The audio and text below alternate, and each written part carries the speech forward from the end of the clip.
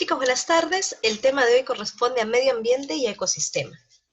Como todas las sesiones, vamos a hablar primero del logro. El logro de la sesión es que al finalizar esta clase, ustedes puedan explicar los componentes, los procesos ecológicos y la trascendencia del medio ambiente y de los ecosistemas en la biodiversidad y la sociedad a través del desarrollo de los casos. Para esto, vemos de que el medio ambiente son todos aquellos objetos y fuerzas que rodean un organismo y que lo relaciona y este viene a resultar afectado. Objetos, llámese los organismos que vienen a estar rodeándolo, y fuerzas, en este caso hablamos de todos los procesos ecológicos que vienen a determinarlo. Llámese lluvias, presión ambiental, presión atmosférica, perdón, precipitaciones, entre otras.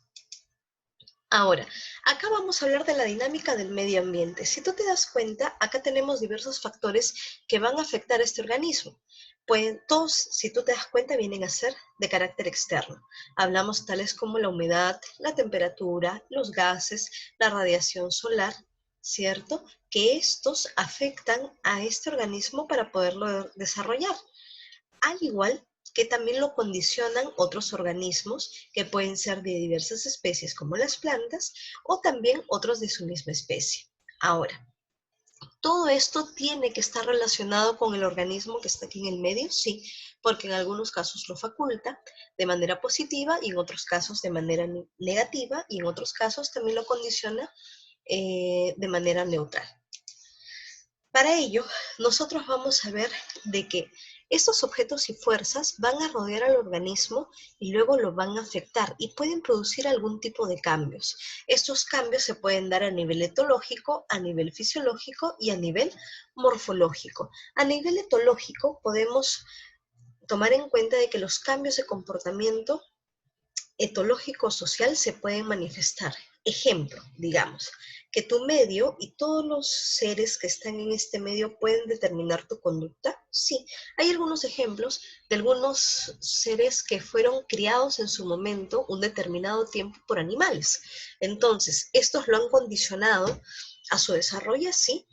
En Estados Unidos y en la India, hace muchísimos años, sobre todo en la India, habían mucha cantidad de personas que fueron abandonadas, y sobre todo si eran mujeres, en pleno de los bosques, y algunos animales pues eh, los determinaban en cuanto a su desarrollo. En Estados Unidos hay algunos casos de niños huérfanos, pero vamos a hablar algo puntual. El caso más conocido quizás que tú tengas es el de la India. El de las familiares, no se sabe si son son hermanas, perdón, o son primas, Amala y Kamala. Algunas personas dicen que es mentira, otras personas dicen de que eran manifestaciones diferentes, pero el más cercano es este. Todavía no hay nada dicho.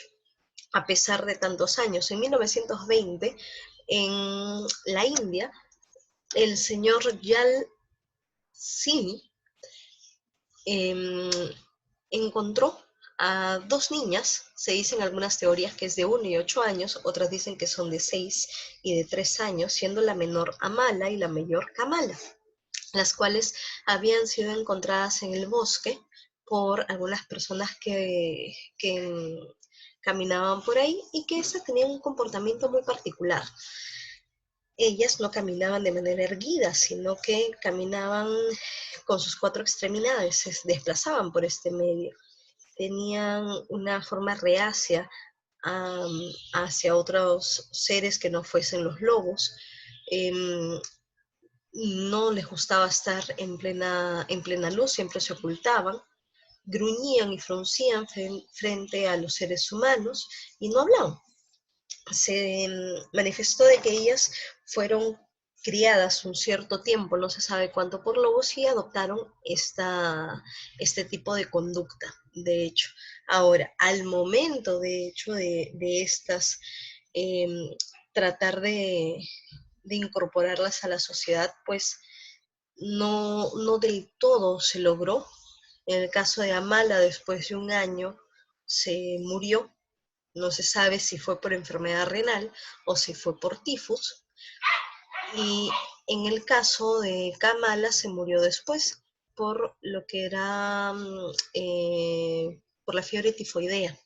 Ahora, la que más tiempo duró, un poco más, fue Kamala, a pesar de que a ambas se les daba comida de humano, alimentos cocidos, porque ellas se resistían a comer alimentos cocidos, pero también se vio algunas manifestaciones que quedan en los escritos, que por el desarrollo que ellos habían tenido y este tiempo, no podían caminar de manera totalmente erguida, porque se habían como, eh, ¿cómo podría mencionarte? Se habían desarrollado algunas partes de su cuerpo, tendones que no les permitían hacer de que estas caminaran de manera erguida, se habían, digamos, acostumbrado, por así decirlo, a que se desplazaran con sus cuatro extremidades. Se mencionó también en los escritos cuando las encontraron del sacerdote que sus ojos tenían una luz media brillante a media azul cuando estaban en la oscuridad, lo cual todavía queda por verificar si en caso esa refracción de la luz es normal en un ser humano. En algunos casos dicen que no es propio de animales, entre otros. También se habla de que la mandíbula de estas estaba un poco más salida en protrusión respecto a su maxila. Entonces, no solamente la conducta llegó a afectarla, sino también a nivel fisiológico, que son los cambios en funcionabilidad de los órganos y ritmos biológicos y también morfológicos, que son los cambios de forma a través de las generaciones sucesivas. Hasta fisiológicos llegamos con el caso de Amal y Kamala. De hecho, ahora nos ponemos a pensar qué tuvo que pasar para que estas chicas o estas niñas, a pesar de darles buena comida, a pesar de darles refugio, de darles una buena condición para que se desarrollen, se terminen muriendo. Eso hay que tomar en cuenta. Ahora, en cuanto a los morfológicos, vamos a tomar un ejemplo un poco más rápido, ¿ya? Ponte a pensar en algunas razas de canes que tú tengas en tu hogar. Y vamos a tomar algunas de ellas. Ponte que, por ejemplo, tú tengas un pitbull, ponte. Y luego vamos a juntar este pitbull con un poodle. Y vamos a juntarlo también con un chihuahua. Imagínate que estos tres los tenemos. Tenemos un pitbull, tenemos un poodle y tenemos un chihuahua. ¿Qué relación en común tienen estos tres organismos? Fuera de que son mamíferos, fuera de que son domésticos, fuera de que son cuadrúpedos. Dime tú, ¿qué relación encuentras entre ellos? Quizás si nos remontamos algunos años atrás. Podemos hablar que todos tienen colitas, que todos tienen partes de su cuerpo, que ladran, etc. Pero si nos remontamos hacia años más atrás, algunos miles de años atrás, podemos hablar de que estos tienen un antecesor común, que es el lobo. Este lobo que tiene patas anchas, garras grandes, hocico largo, dientes grandes, pelaje frondoso, ¿qué ha tenido que pasar para que este lobo, como yo te mencionaba, de todas estas características feroces y de alto tamaño, se convierta en un chihuahua? A ver, imagínate. Si bien es cierto, el antecesor común es el lobo, ¿cierto? Pero el lobo no fue domesticado hasta que el hombre tuvo la idea de darles alimento. Este comenzó su proceso de domesticación. ¿Por qué? Porque el ser humano se daba cuenta que era fuerte, pero necesitaba otro organismo que le ayude a cazar, que le ayude a desplazarse más rápido y que también tenga otros sentidos más agudos que el de nosotros. Entonces, ¿qué hizo? Lo más cercano, el lobo tenía que cazar para poderse alimentar. Este le dio alimento. Y al momento de darles alimento a los lobos, comenzaron a ganar su confianza y se fueron domesticando con el paso de los años. Ya teníamos apoyo para poder cazar, para podernos desplazar mediante trineos en su momento, y el ser humano, al momento de extenderse en territorio, porque es un ser sociable de hecho, comenzó a migrar a diferentes partes del planeta. Con este se llevó a los lobos, en algunos casos hacia los polos, que mantuvieron parte de sus características, algunas de hecho, pero ya no cazaban. Entonces comenzaron a atrofiarse parte de sus estructuras y no se desarrollaron tanto. Y por otro lado los llevaron hacia los trópicos, donde las temperaturas eran muy variables respecto a la humedad, entonces comenzaron a perder pelaje, comenzaron a cazar menos, ya no utilizaban tanto su musculatura, y así estos cambios sucesivos se fueron generando y fueron quedando una generación tras otra, tras adaptaciones positivas que se tuvieron en este medio. Entonces, con ello, nosotros hablamos que acá hablamos de una variación de organismos. La acumulación de cambios en el ADN por generaciones sucesivas termina por formar nuevas especies. ¿A qué nos vamos con ello? En este caso, hablamos de que un individuo, al momento de cambiar y al momento de sufrir algún tipo de mutación, porque de hecho los cambios se dan por mutaciones, esto ya se habla en teorías biológicas, de cómo se generaron las especies. De hecho, hablamos de que nosotros nos generamos por mutaciones positivas, negativas e indiferentes. Estas mutaciones, al momento de generarse, con el paso de los años, hicieron que se modifique a nivel celular nuestro material genético. Y por ende, hablamos del ADN. Y a pesar de estas mutaciones que hemos tenido, no todas han sido positivas. De hecho, hemos seguido adaptándonos a estas variaciones externas. En algunos casos hemos ido quedando. ¿Por qué? Porque hemos podido aceptar estas variaciones y mediante un fenómeno natural que se llama selección natural, hemos podido sobrevivir a este tipo de cambios. Y estos cambios que hemos tenido de una generación tras otra se han ido manteniendo a través de los años. Entonces, si en caso esta adaptación ha sido de manera positiva tras la selección natural, hablamos de la generación de nuevas especies o de la mantención de ellas. Y si en caso hablamos de que no se ha tenido una respuesta positiva, hablamos de la respectiva extinción de ellos.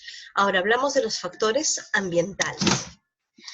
Dentro de ellos hablamos de los factores externos que vienen a condicionar a un organismo. Hablábamos acá de los objetos y fuerzas. Se clasifican en bióticos, abióticos y socioculturales.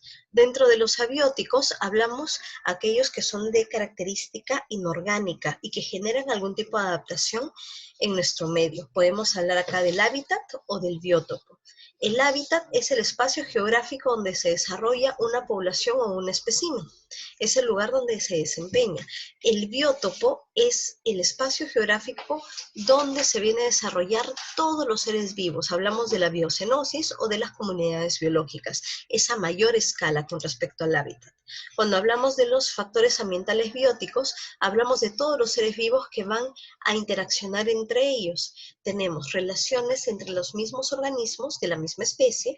En este caso hablamos de interacciones intraespecíficas. Y cuando hablamos de las relaciones de organismos de diferentes especies, se le llama interacciones o relaciones interespecíficas.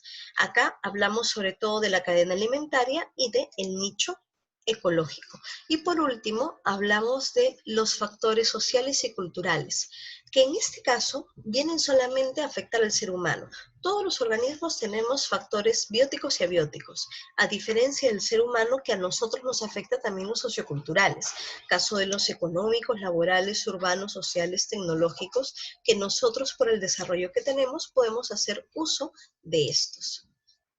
Ahora, acá hablamos de un organizador pequeño que dice que los factores ambientales vienen a condicionar al organismo y mediante el proceso de selección natural podemos hablar de que algunos nos adaptamos o otros hemos terminado en proceso de extinción. Este proceso de selección natural yo ya te lo expliqué. Pasamos a este.